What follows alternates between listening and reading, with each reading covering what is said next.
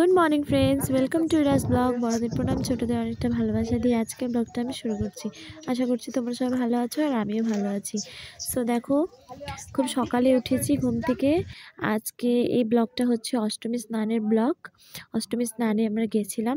তো সকালবেলা ঘুম থেকে উঠে রেডি হয়ে নিয়েছি।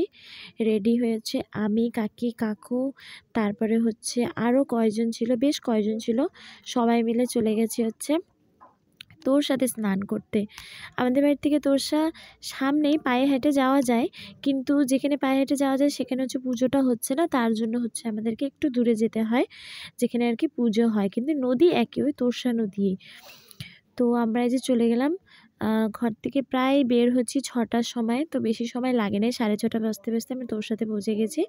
আর এবার তো অষ্টমী স্নানের তিথি সারাদিনই ছিল, যা শোনা আর কি, সারাদিনই ছিল, কিন্তু আমরা সকালবেলায় স্নানটা করছি, কারণ সবাই নিজের নিজের কাজে গেছে, তার জন্য আমাদেরকেও আর কি সকাল সকালই যাওয়া হয়েছে। আর ভালোই হয়েছে, যেহেতু সকালবেলা গেলে না কি হয় বলো তো, মানে সকালবেলা গেলে হচ্ছে ঠাকুর মশাইও থাকে আর পুজোটাও দেওয়া যায়।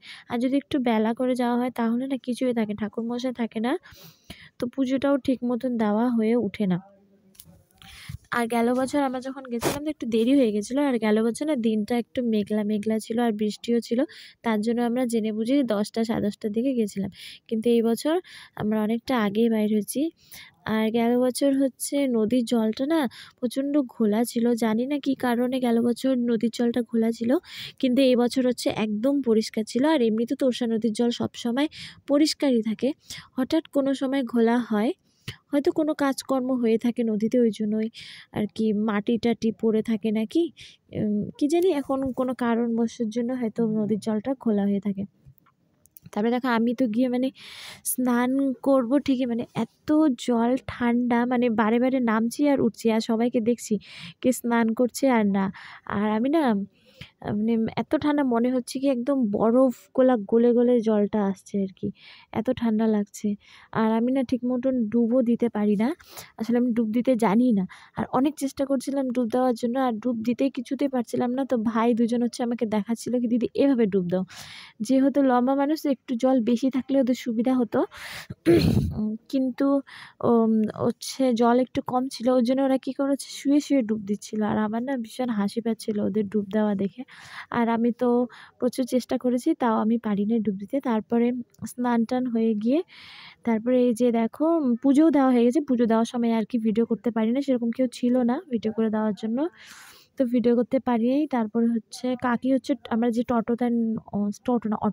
অটোটা নিয়ে গেছিলাম, ওই যে অটোতে আর কি গেছিলাম আমরা, ওই অটোতে বসে হচ্ছে কাকি চিড়া টিড়া, দই চিড়া আর কি, এগুলো খেতে হয় না, তো ওগুলো সব রেডি করে নিয়েছে, তো আমরা খেয়ে নিয়েছি। খেয়ে তারপরে বাড়ি 8:30টার মধ্যে আমরা বাড়ি এসে পড়ছি।